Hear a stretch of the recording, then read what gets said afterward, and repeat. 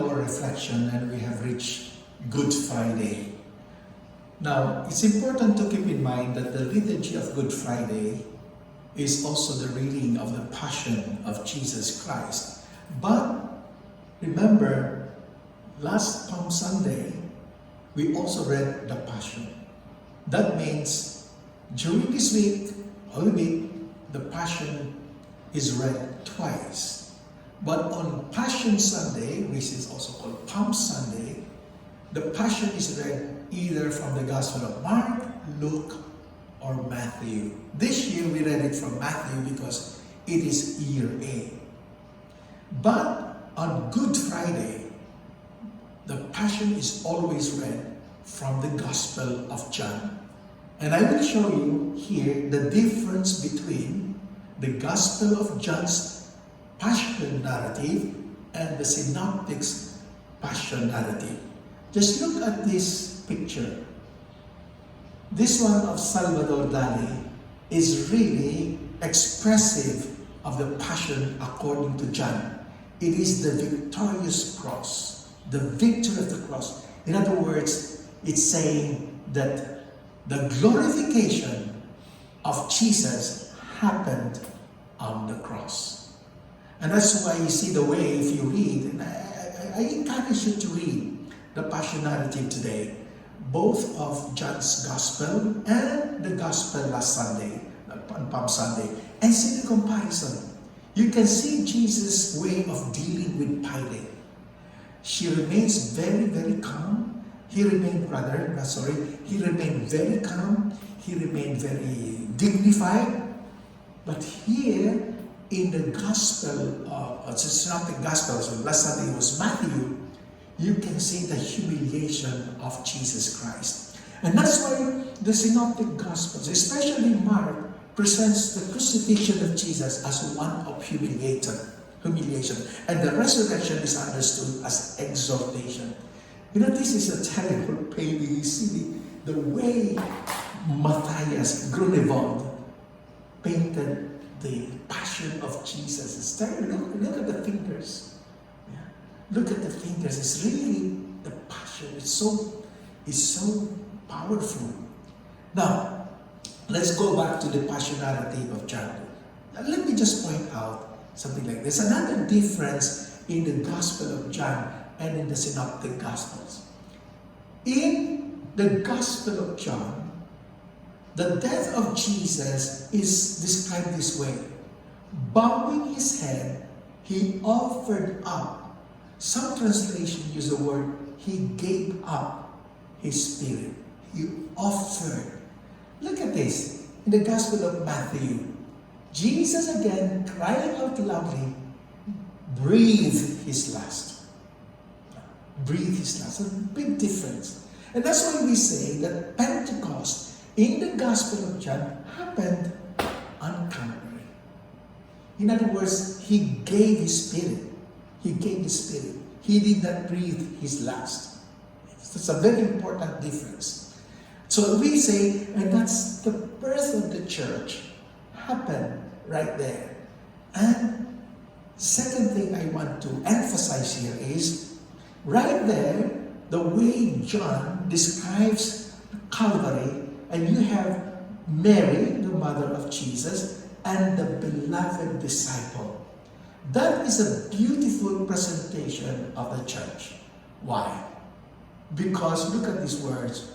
Woman, here is your son. Son, here is your mother. Those words of Jesus, woman, means Mary. She now becomes the mother of all disciples. Remember, the beloved disciple does not really have a name. You know, the beloved disciple successfully hid his name. He never mentioned his name. Of course, we gave him a name, John, and we thought that he's one of the disciples. But he's the unknown disciple. He's only mentioned, he mentions himself as the one whom Jesus loved. The one, the beloved of Jesus. So here you are. Now the woman, Mary, is now given to the disciple. The disciple, the beloved disciple, is symbolic or representative of all the disciples of Jesus. That includes us. So Mary is given to us, and the Son is given to the mother.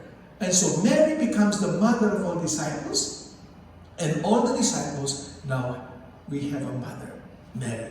So there is a beautiful presentation of the church.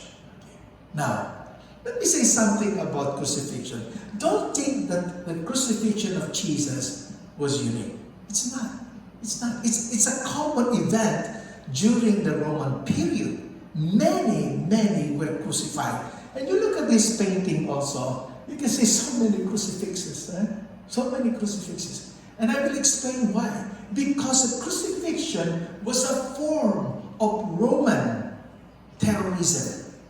To terrorize the people. It is reserved for special victims, not just for any offense, but a very special, unique offense. What is that? It is a very definite type of capital punishment for those who subverted the Roman law and order. They are the ones who are crucified. Anyone who opposes the Roman rule, the Roman Empire's rule, will be crucified. And so look at this. Look at this. Even when Jesus was probably a young person, he would have seen this. The meaning. Because the Romans lived the people. They lived the people there, crucified for everybody to see. It is an imperial terrorism. It was always done in public,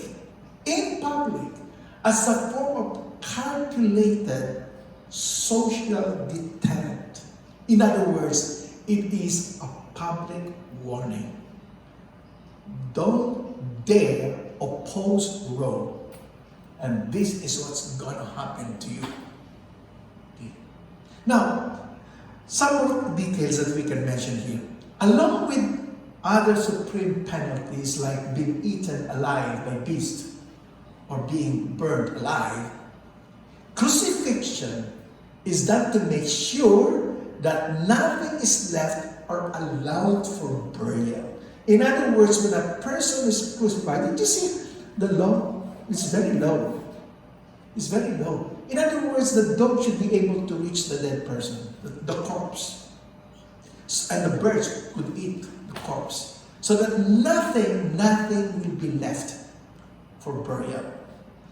Thus, the victims are crucified low enough to the ground so that not only carrion birds, but scavenging dogs could reach them. Terrible, isn't it? It was also designed to inflict the optimal physical pain. So how do they do it? How do you optimize the pain? The procedure is this. The people crucified are dragged out over a good number of hours. Prolong the suffering. And the amount of pain inflicted at any given moment is calculated carefully. Why? So that not to cause unconsciousness, the person has to be alive, has to be conscious. So that they can feel the pain of being crucified. So the person has to be kept conscious. So indeed, they sometimes even gave wine mixed with morphine to the person being crucified, not to ease his suffering. The morphine is given not to ease the suffering, but to keep him from passing out from pain so as to have to endure it longer. Now, there's another reason for that, for crucifixion.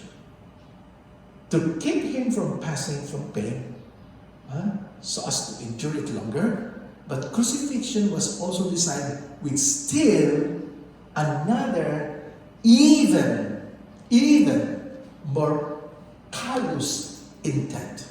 And what is that? Humiliate the person. How do they do that? How do they humiliate the person? crucify him naked. Okay?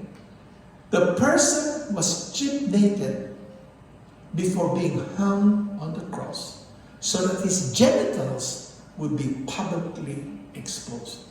In other words, our crucifix with Jesus having a pampers around his is not exactly accurate. The person being crucified are naked. And worse, as well as the moment of death, his bowels would loosen. People who die, the bowels loosen and go out, you know. So, can you imagine? Just imagine that.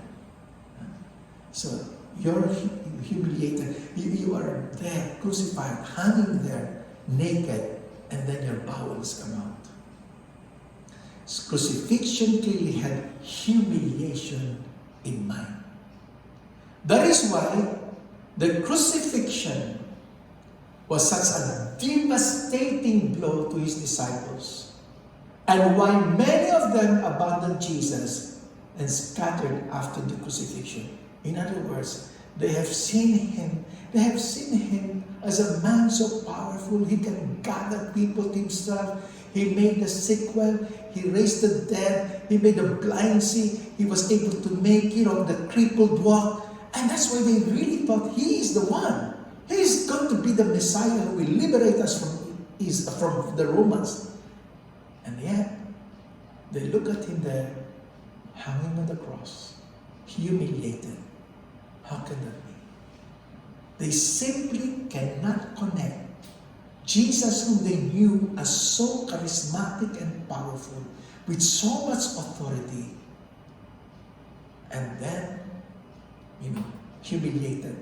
They simply could not connect this kind of humiliation with glory, with divinity, and triumph.